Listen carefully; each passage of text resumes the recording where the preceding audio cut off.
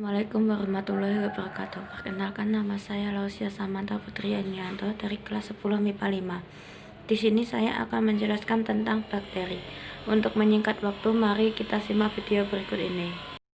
Bakteri adalah kelompok organisme yang tidak memiliki membran inti sel. Organisme ini termasuk ke dalam domain prokariota dan berukuran sangat kecil atau mikroskopik, serta memiliki peran besar dalam kehidupan di bumi.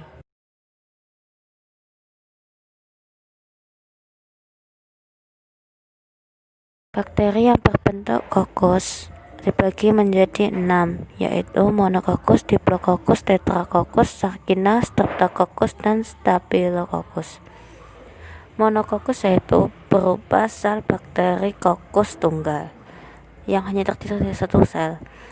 Lalu diplokokus yaitu 2 sel bakteri kokus yang berdempetan. Lalu tetrakokus yaitu 4 sel bakteri kokus berdempetan berbentuk segi 4. Sarkina yaitu 8 sel bakteri kokus berdempetan membentuk kubus. Lalu streptokokus yaitu lebih dari 4 sel bakteri kokus berdempetan membentuk rantai.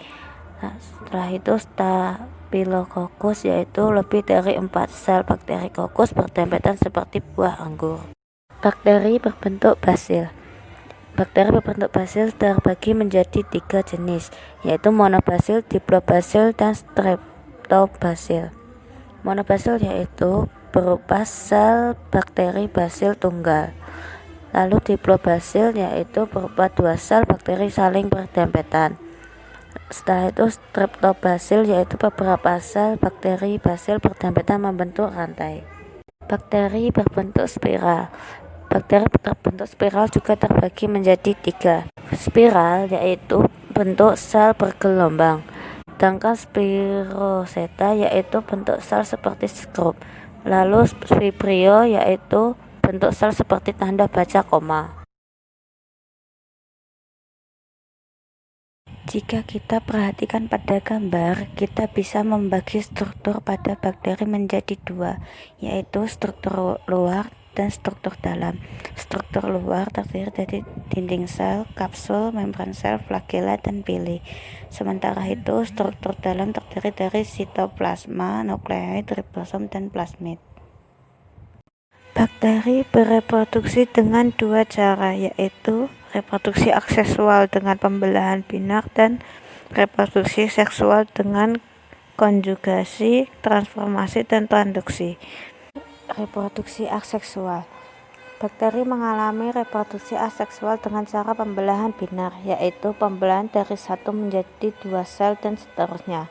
Pembelahan binar ini termasuk pembelahan amitosis, artinya pembelahannya tidak melibatkan tahapan pembelahan sel seperti halnya manusia, melainkan berlangsung spontan atau secara langsung.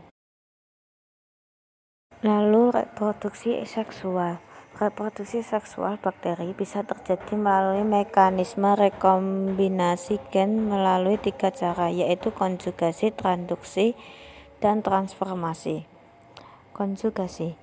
Konjugasi adalah tahap reproduksi seksual pada bakteri yang ditandai dengan pemindahan materi genetik secara langsung. Pemindahan itu terjadi dari satu bakteri ke bakteri lain melalui jembatan konjugasi. Lalu transduksi. Pada proses transduksi melibatkan peran organisme lain, yaitu virus. Itulah mengapa rekombinasi gen antara 2 bakteri dijembatani oleh virus phage. Virus yang paling sesuai digunakan untuk proses transduksi ini adalah virus phage temperat. Hal ini karena virus ini mampu bereplikasi secara litik dan lisogenik.